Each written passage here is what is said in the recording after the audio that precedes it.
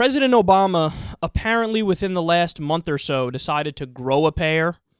We have, of course, the immigration action, which he did recently. I thought that was great. We have the Cuba peace deal, which the news broke yesterday about. I think that's fantastic as well. Now we get the news that Obama is sending 8 non-violent drug offenders home early. So he's going to pardon these people. Think Progress reports, quote, among those who will be released in the spring are Barbara Scrivener, who was sentenced to 27 years in prison for a minor conspiracy and possession role in assisting her then-husband to sell methamphetamine. She was addicted to the drug at the time. She will have served 19 years upon her release, and during that time, she overcame her addiction and she earned a college degree. So basically what Obama did here is he took the most unimpeachable people who it's hard to say that these people should still be behind bars. In fact, you're kind of crazy if you think they should still be behind bars. And he said, all right, let's start here and let's give these people a break and let me actually do my job as president and stand up for what's right.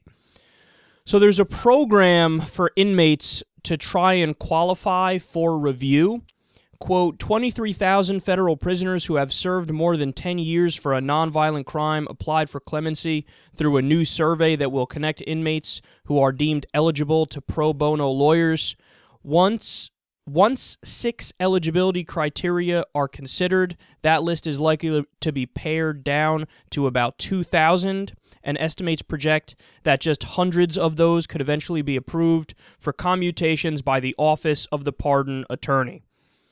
So they're working, man. They're working. Obama's finally stepping up in this regard. I remember we recently looked at the chart of how many people the different presidents pardoned. Obama, of course, was at the dead bottom of the list. And it's the same thing with executive orders, too, might I add. Remember how Republicans were flipping out because Obama did like 3 executive orders on gun control, which were basically next to nothing and didn't really change much anyway? And they were like, oh, the tyrannical president, look at what he does with executive orders. Well, when you looked at the data, you found that President Obama did way less executive orders than virtually all other presidents. So it's the same thing with pardoning and commuting. He's been doing it much less, so now he's finally stepping up.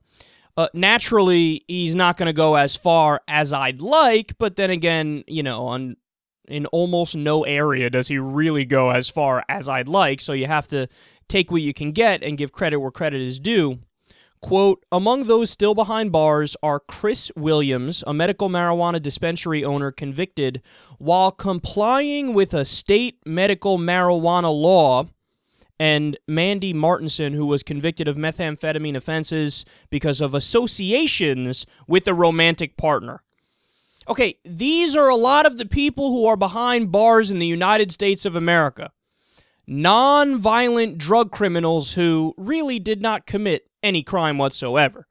Because if you stop and think about it, in principle, it's no different. Let's say you're peddling cocaine. Let's say you're peddling marijuana.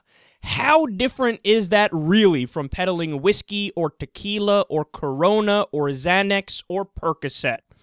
In principle, it's the exact same thing. It's a substance that some people use to get high recreationally, and that's the end of the conversation. So what? We're going to punish some people and not punish other people? I mean, if you want to be consistent in this respect, not only do you lock up the kingpin marijuana dealer, you also should lock up the CEO of Budweiser.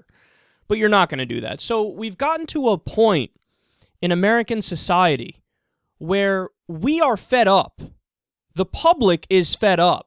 In fact, if you look at the polls, 59% of the American people say legalize marijuana.